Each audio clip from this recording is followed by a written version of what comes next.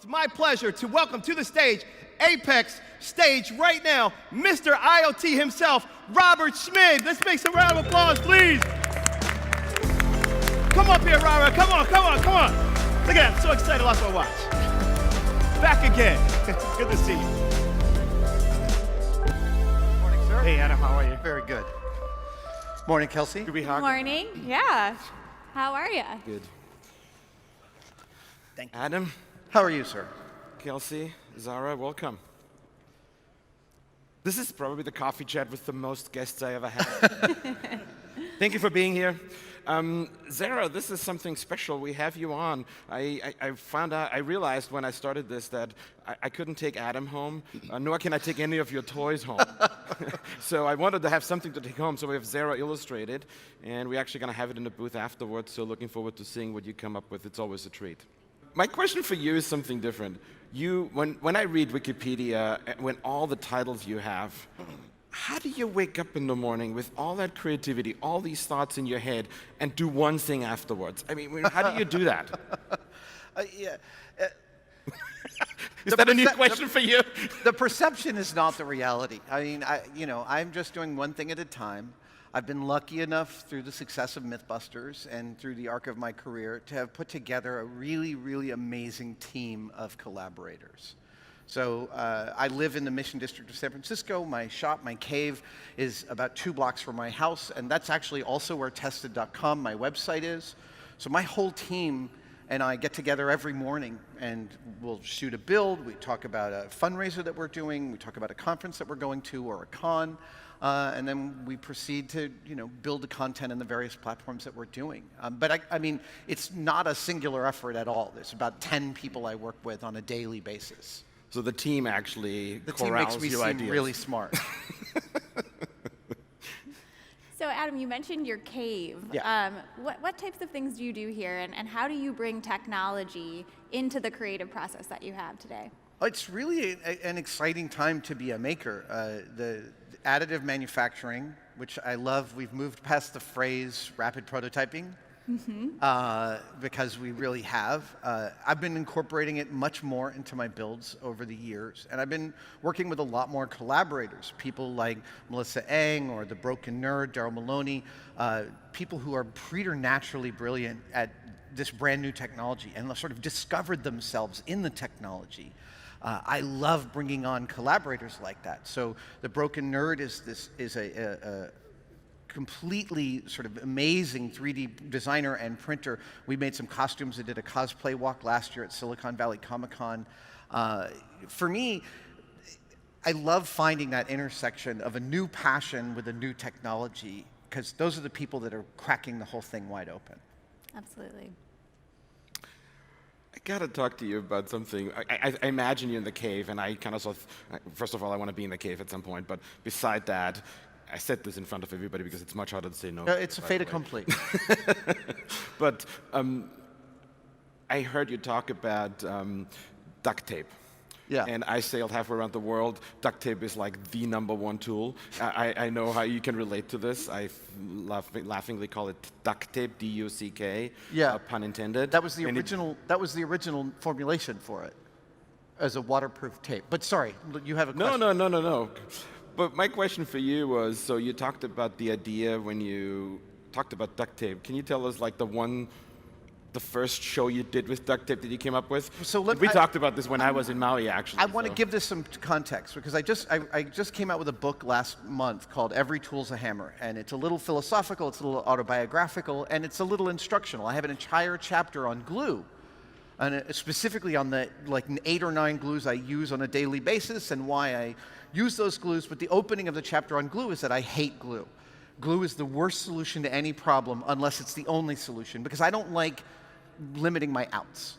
As an engineer, I want options, and glue reduces your options, whereas mechanical connections increase them. And then someone tweeted to me, "Why didn't you write a chapter on tape?" And I thought, what an idiot, I could write a chapter on, so I started. It's probably going to be in the next book. But my chapter on tape begins with, I hate duct tape. And it's not that I hate the physical, I hate duct tape itself. I love what duct tape represents. So for Mythbusters, Jamie and I always thought it was funny. We ended up doing 3 or 4 separate complete episodes. We used over 85 miles of duct tape in 13 years. But none of us, neither of us 85 miles? 85 miles. How many rolls is that? I have no idea. And who was tracking that? What's that? And who was even tracking that? There is some poor intern in Mythbusters was produced out of Sydney, Australia, and there was some poor Aussie intern who had to go through every Mythbusters episode and sort of like how many, because we would say at the end of making a boat that was 85 rolls of tape. This was 75 rolls of tape. So the numbers were there, but some poor kid had to do it. Seems like a good opportunity for maybe an Internet of Things application so that poor intern wouldn't have to count. Absolutely. Yet we could tally. Tallying up the total numbers of everything was a yearly exercise for some kid. That's interesting. So, one of the things that looking back at your career, right, you tend to balance this creative narrative in film and movies with empirical knowledge, right? Science and technology. Any guidance for how to kind of communicate to maybe a more creative audience why it's important to think about the hard facts, science and technology, when you're approaching problems or when you're thinking through problem sets? That's a lovely question. And one of the things that I've learned, so I came to Mythbusters having, like you said, worked behind the scenes in special effects. I have no degrees. I spent 6 months pretending to go to college to study acting. And everything else I've learned on the job. So I came to Mythbusters thinking that science was something smart people did, and I put myself outside that category. And over the course of doing it, I came to understand, having been both an artist and Mythbusters taught me that I am a scientist. It taught me that it is a mode of thinking rather than a mode of training, and that I am an engineer, and that all of these things are practices. It gave me this cultural perspective that when we say something's an art and a science, we put those two things at either side of a bandwidth, and we separate them, and they are not separate. And the reason A needs to go into STEM and it has to be STEAM is because science and art are simply two different ways in which human beings build stories to help understand the world and the universe. And one is arguably more rigorous and one is arguably more emotional, but scientists and artists will tell you plenty of cases in which both cross over in each other's territory. And the more we understand that science is a deeply creative discipline, the more we could raise kids to consider it a vocation rather than an avocation. Right. Because the first thing that I learned when I met dozens and hundreds of scientists is that the distribution of idiots is equivalent across the whole world. Yeah. Absolutely. Smart I have people a don't feeling this congregate might in end up any on one Twitter. specific place. This might end up on Twitter, that quote. So yeah, to me, the understanding, and then it called back that I'd read it 20 years before when I read Zen and the Art of Motorcycle Maintenance. Robert Pirsig says, the step of the scientific method of come up with a hypothesis is a deeply creative act. It is like paint a painting. That is effectively what it's asking. Mm-hmm. And to me, that's a great story. Once I understood that, and it took me 10 or 12 years of making Mythbusters to get that. It was very late.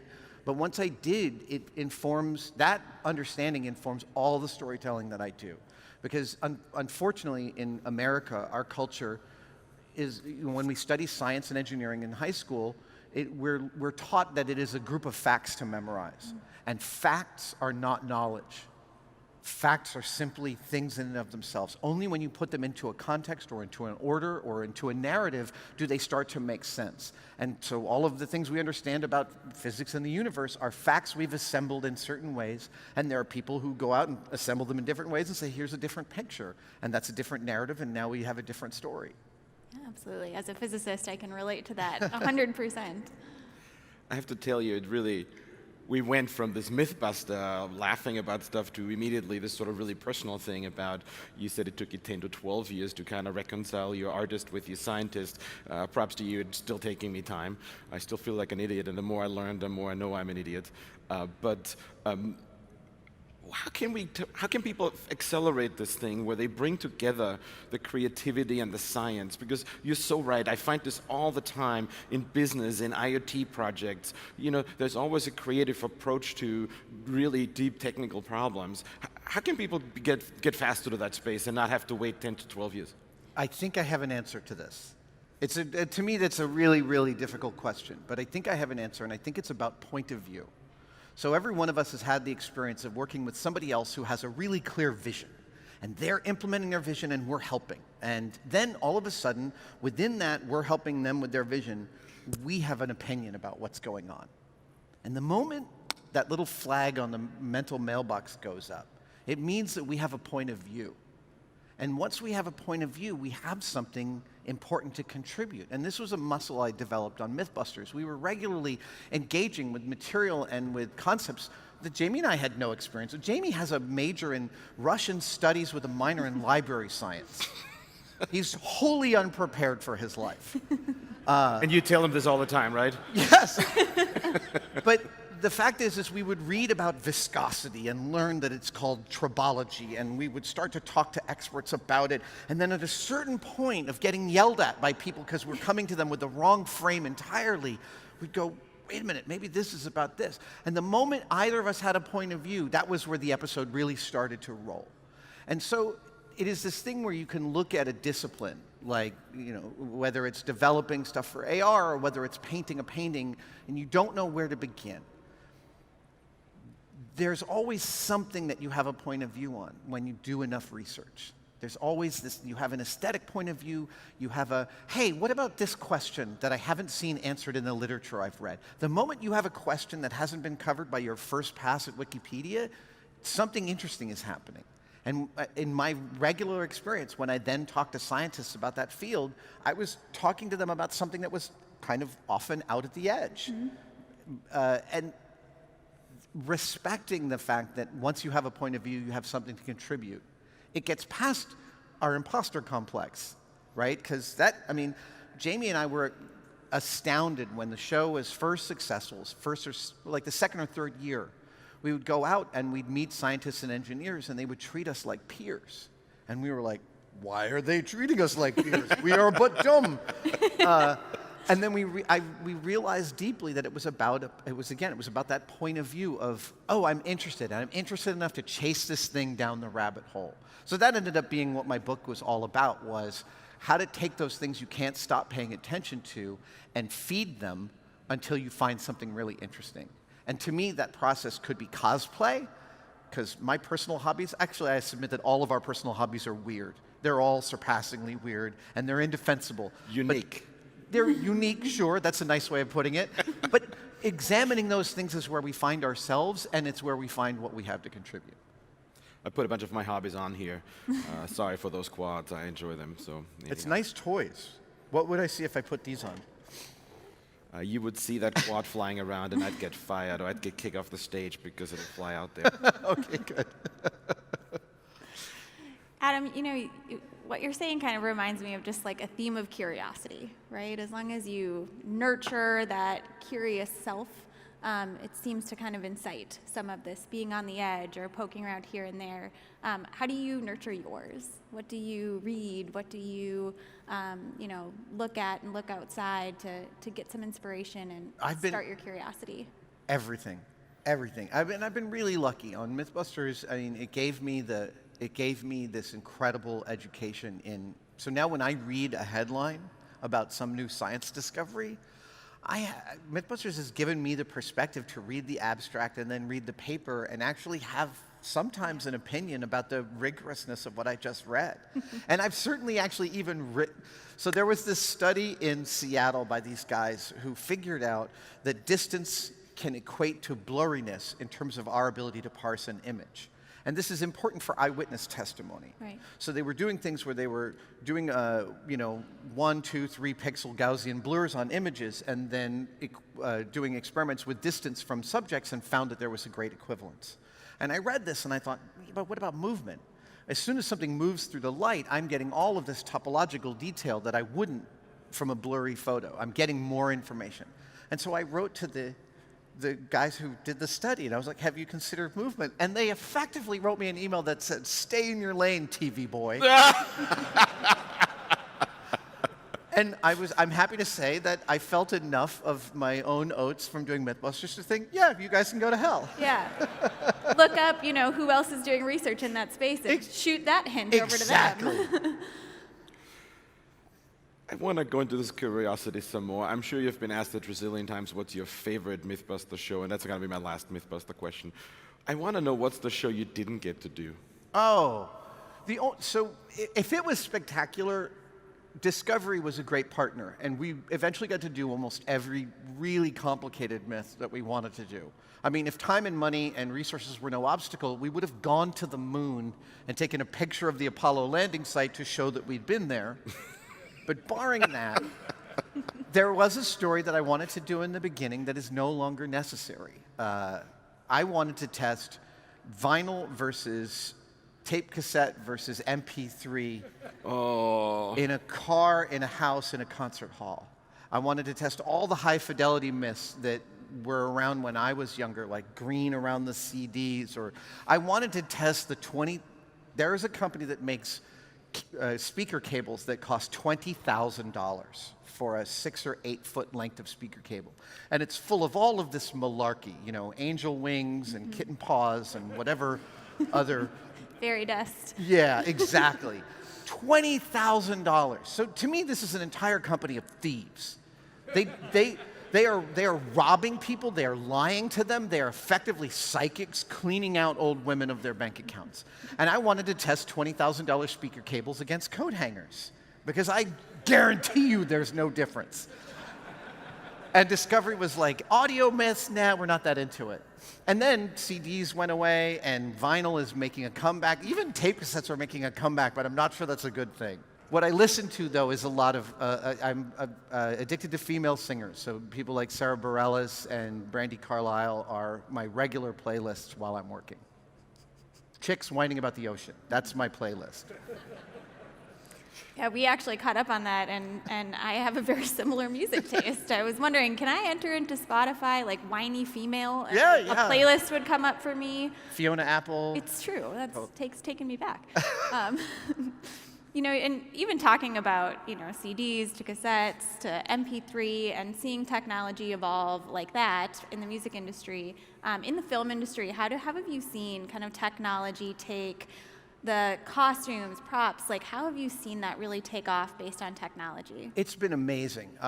In the first days of Mythbusters, there were no GoPros. So for the first 4 years, not only were there no GoPros, but almost all digital cameras buffer. They record, and then they process that recording before putting it onto the medium, which means when you take a camera... This is recording, you know that, right? This is when you take a camera and you give it any kind of shock load. Oh, this is the actual so sorry. It's okay, it'll look good. It'll look really good, it'll look special. When you Is it still blinking or is it dead? It is still it's still on. blinking. It's still on. I love it, though. That's awesome. This is why we can't have nice things. When you give a camera a shock load, you cause it to immediately erase the last 10 seconds of footage. So all of our early explosions and drops were done in these cameras in huge housings with foam and multivariant densities of foam in order to buttress the camera.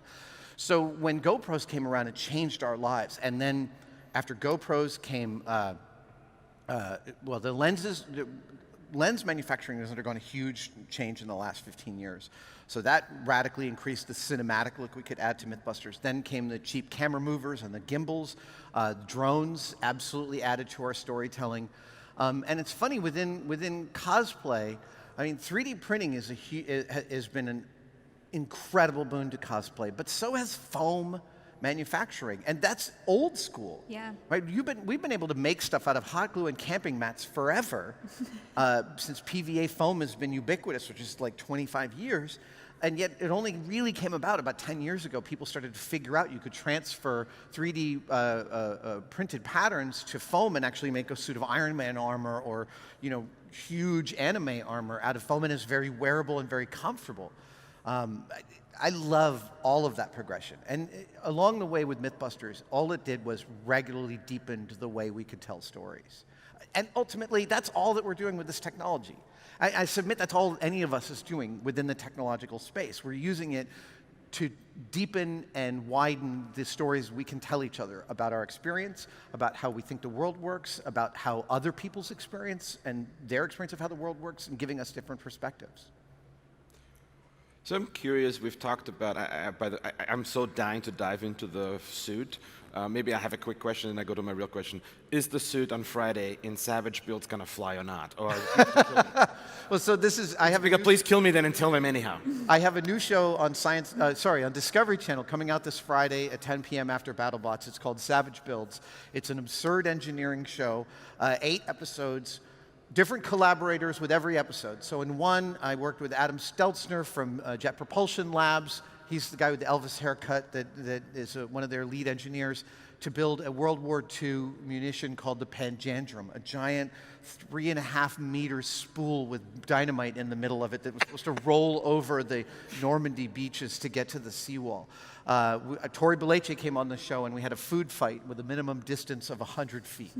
And it turns out I built this very successful machine gun that shot hot dogs. And they didn't fly well until I lubed them up with ketchup. And it turns out that a ketchup-lubed hot dog, when it flies 100 feet, leaves this hilarious little sphincter mark on chef whites. But the first episode is Iron Man. And I got permission from Kevin Feige, the head of the Marvel Group, directly to have access to the original Iron Man Mark II files from the first Iron Man movie. And we 3D printed a suit of Iron Man armor out of titanium. Does it fly? Hold on. It turns out that when you 3D print titanium, you can actually attenuate its grain structure so that it's far stronger than plate or billet titanium.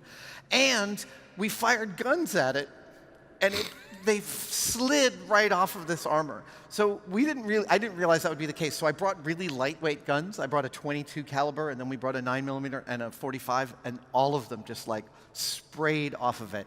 And yes, we did get it to fly. Yes! My friend Robert Browning is the inventor of the gravity rig, which is 1,000 horsepower of jets that he straps to his arm. He taught me how to fly in this rig. And it is really difficult to learn a complicated physical skill when you only have 2-minute windows within which to learn before you have to refuel. So I have to tell you, when I sat in a meeting where we talked about our augmented reality experience for a factory, and I thought making rubber ducks was crazy, my team will hate me when I come after this speech with all the ideas you have here. This is gonna go nuts. So I want to take this to the IoT side now. We talk about all these myths and all these different things. One, what do you think about Internet of Things and connecting things and so forth? What's sort of like the biggest myth for you? And what do you want to build where you connect things? What's going to be the next Savage build that's really IoT? So for me, the thing that I want is the AR rig that tells me who I'm talking to. Robert, it's nice to meet you. I meet so many people in the course of my life. I'm a very public figure. I meet hundreds of people a week. And I have almost what I call a fame-induced prosopagnosia, face blindness. Yeah. So for me to have the glasses, and I've been, I've gotten the full HoloLens demo, and I've been working with the guys from Magic Leap for years. I love this technology. I love the idea of a different world gridded upon ours, and I love all of the different explorations into this space. I get really, really excited about it. I get excited about being able to experience the reality of something that's there that's not there.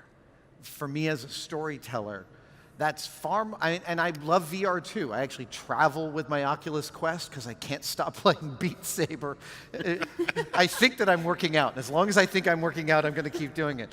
But AR is the one that gets me really, really excited because there's something about still being in the world, not shielded from it, and yet having these things gridded on top of it.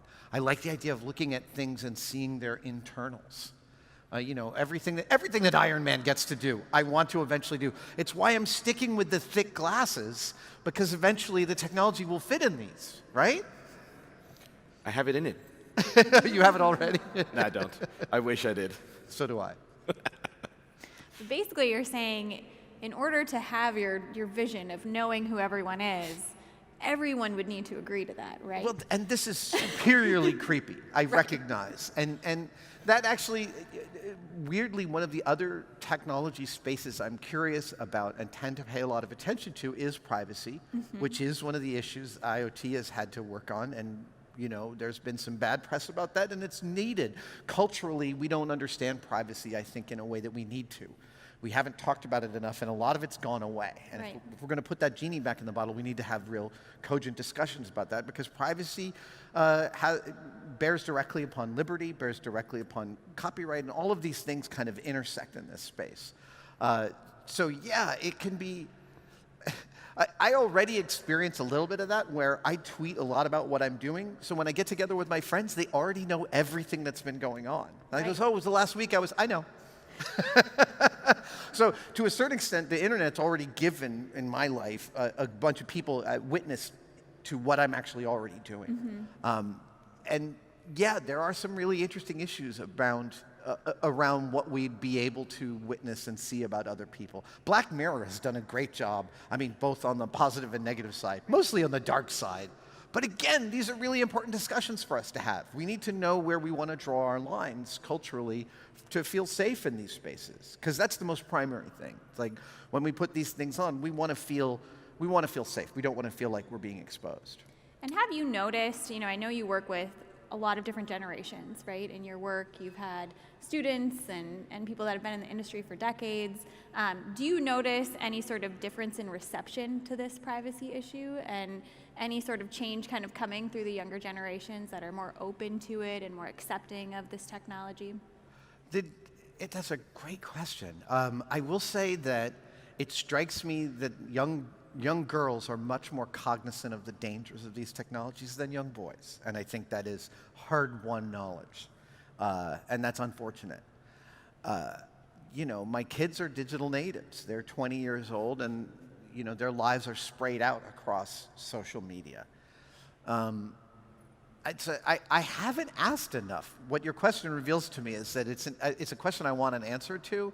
And since, yeah, I filmed Mythbusters Jr. last summer with 6 new co-hosts, and they're good friends of mine who I'll see many of them this weekend at Nation of Makers Con down in Chattanooga. I'm going to be asking. Another little piece for your curiosity playbook. Exactly. It's a new thing to ask about. I'll have an answer next time. Great. So I could spend another half an hour with you and Kelsey and Zara here. Unfortunately, we're almost running out of time. Really? Yeah. We've only been here like 5 minutes. I know. Time warp. I want to close on the kids part, right? And I want to close on how we as parents, we're all parents. Congratulations, by the way. You just had a new baby. Thank you. How do we get our kids to be as excited about science? I'm afraid it's going away. What can we do? What can I as a parent do? What can everybody here as a parent do? What's your advice? Get out of their way. Every kid is a natural scientist. Really, every kid is a natural scientist. They want to know how the world works, and they're paying close attention to whether or not we're curious and how we're satisfying their curiosity. I was very lucky. I was superiorly privileged to be born into the time and space and parents that I was born to. The lottery of my birth is fabulous, and my parents engendered and encouraged my curiosity. They put the tools of answering that curiosity in front of me when I asked, and I tried to do the same thing with my kids. I have a friend who counsels troubled youth. He teaches them how to cook in order to give them a skill to build a life from. And one of the things he's noticing with this new generation is a lack of manual skills, because their lives are so phone-based. Now, before we crap on millennials or Gen Y or whatever, I would like to point out that, number one, there's graffiti on a wall in Pompeii complaining about kids these days. So it is a universal human condition to poop on the new generation. Second of all, I don't think we have left much of a world for this generation, and I don't think that we should be proud of the world that we've left for them, and so I don't think we have a lot to say. However, it is really vital if we are going to train a generation or subsequent generations of digital natives to be able to participate in their world, in our world, that they learn how to, the tools of that manipulation, that we put those tools, rapid manufacturing, in front of them, that we satisfy their curiosity, that we teach them the stories of science instead of the facts of science, that we engender our teachers to be able to do that so that they're not teaching to tests, they're teaching their students. So, naturally curious and get out of their way. Yes. Love it. Adam, thank you so much. I want to leave you with a pair of socks. Oh, which people excellent! Can have with ducks. I and, love duck socks. You know, I think of creativity a little bit. There's the comic book we made, and this Fabulous. is for you too. Thank you very much. Thank you. Thank you. It was great having you, and Kelsey? please protect me from my team. They're gonna. More ideas. Thank you, Kelsey. Thank you, right. Zara. Thank you. Thanks, guys.